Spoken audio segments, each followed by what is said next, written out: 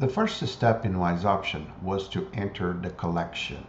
But now that we have a collection in our log, we need to tell WISE option, and I'm going to return where the same place where I entered my collection. I'm going to highlight my recently entered collection.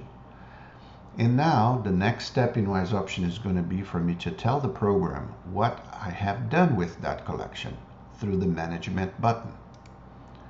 When I click on the management button, the semen management tab pops up, and there are three things that we can do with a collection. We can breed mares on site, we can ship semen from the shipment log, shipment requests, shipping requests, or we can process the semen and put the semen into tanks as frozen semen.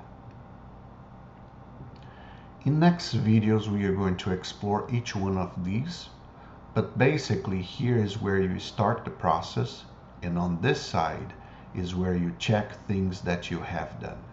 For example, if I click on this button, I can breed a mare from this collection, and if I click on this button, I will see the mares that have been bred out of this collection.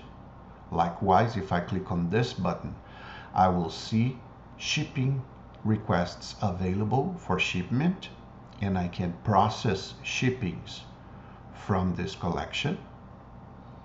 And if I click on this button, I will see the shippings that were processed from this collection. And likewise, I can start freezing data from a collection and take a look at the frozen records for this collection.